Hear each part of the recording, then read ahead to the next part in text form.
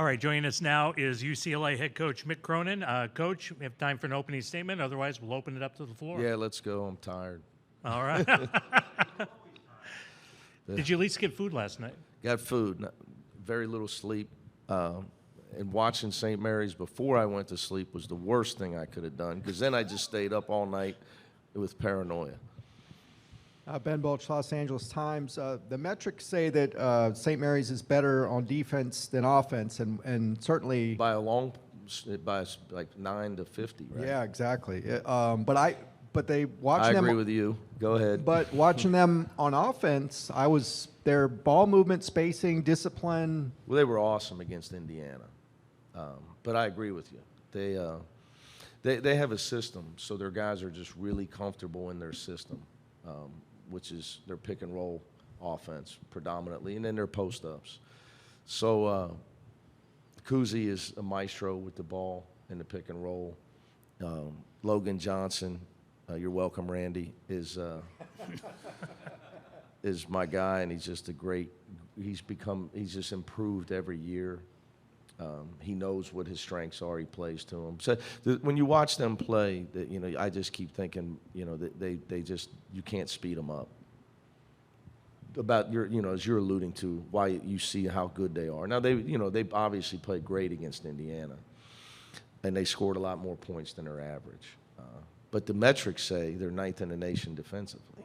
So that's because they defend the three in the rim. You defend the three in the rim, you're usually going to be pretty good defensively. Do they have an international flavor to the way they play? Oh yeah, and they always have. It's been going back to, it was Dellavedova before Patty Mills, and numerous guys. Yeah, Coach Steve Cronin from the San Francisco Chronicle. I asked your players if there's anybody in the Pac-12 to whom they compare St. Mary's, and they said you guys had told them Washington State. Yeah, with the Kyle Smith right, Kyle Smith for obvious connection. reasons. Let me take it a step further. Do you see any of UCLA in St. Mary's? Oh, I don't know. That's a tough one. In what way would you mean? Kind of style of play, more half-court, pretty precise in what you do? We probably, we're more athletic. We try to execute. We probably do some.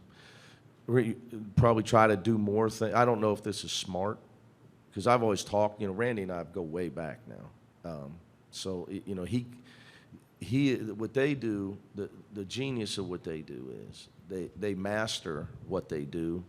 Some of us probably run too much offense. Would be the difference.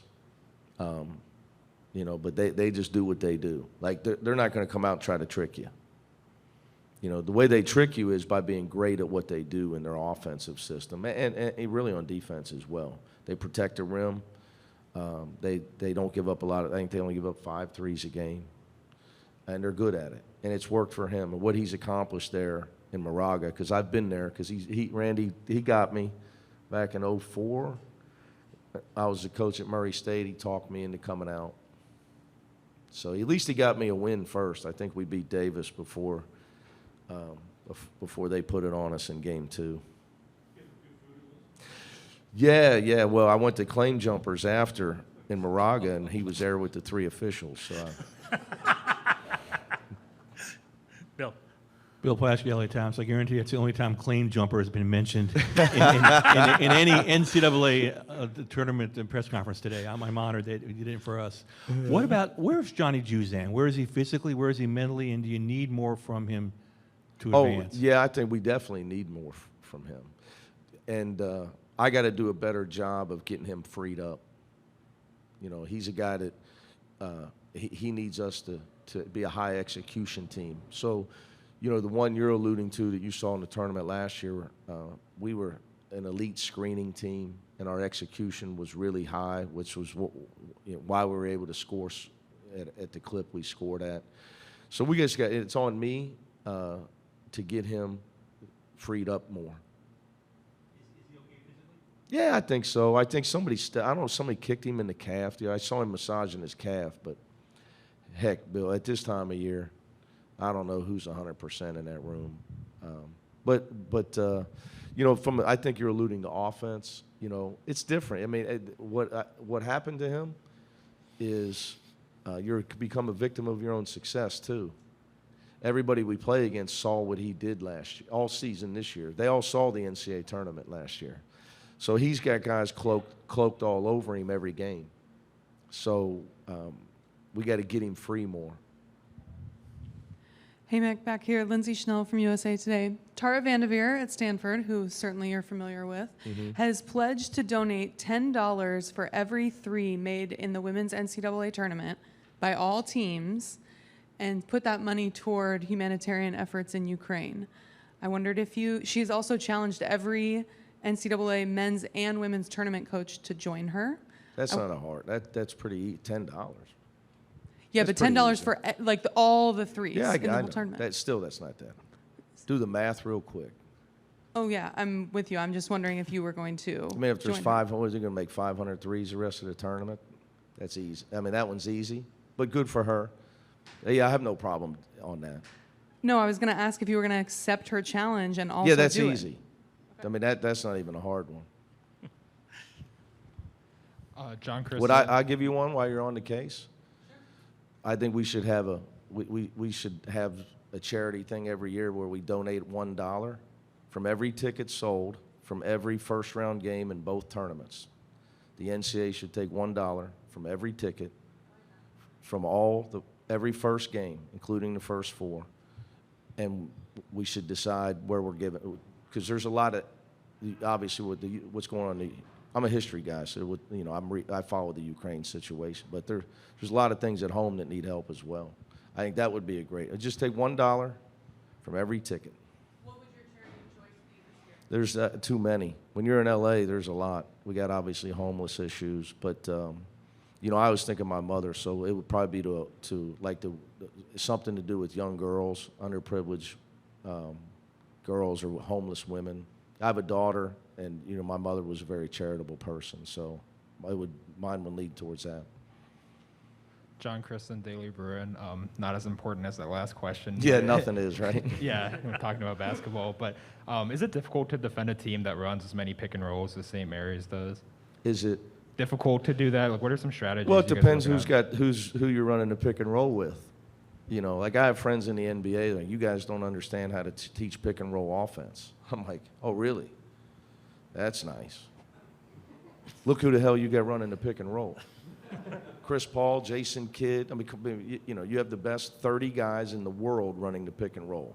I'm really proud of the way you run the pick and roll. Try teaching a college kid, but Kuzi's the problem, not the pick and roll. Kuzi's the problem. And Randy's trained him, obviously. And their guys are always in the right spots. But his head, if you just watch the film, the guy's head is up, and it's like he can see right through he can see through the other coach. Like he knows what the coach. I know what you're trying to do to me. And he can start to read the coverages. What's that? Let's get the mic. My bad.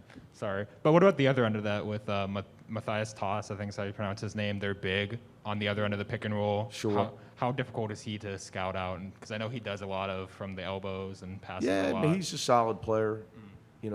Again, another guy that probably nobody wanted that Coach Bennett took, and he's made him into a great player, which is, why Randy's one of the best college coaches in modern times. And people just don't understand because they don't get it.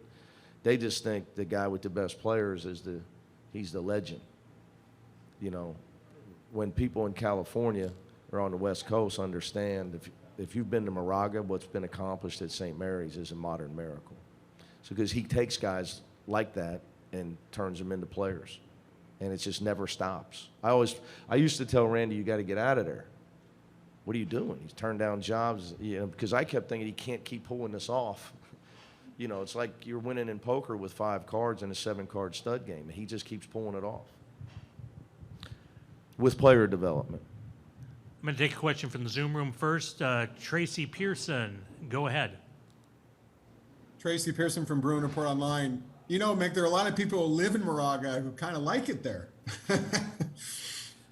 Yeah, well, if you see their gym and their resources compared to some of the jobs he's turned down, I thought he lost his mind years ago.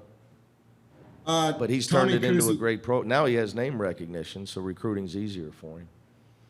How do you slow down Tommy Kuzi? You were talking about the pick and rolls. What can you do to slow him down? I know you can't take him away, but how do you slow him down?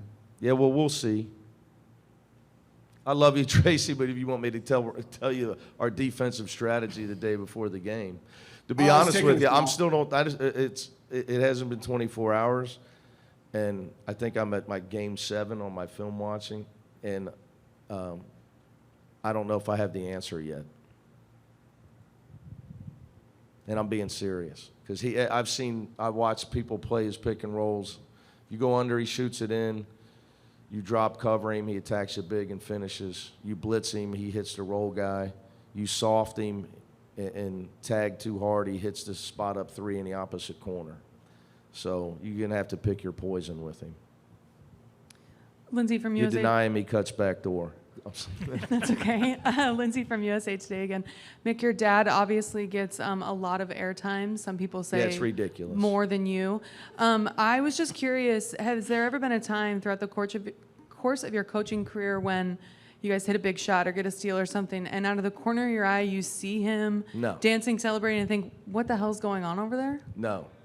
He's always behind me, and trust me, I'm trying to figure out how the hell to beat Akron. Worried about him.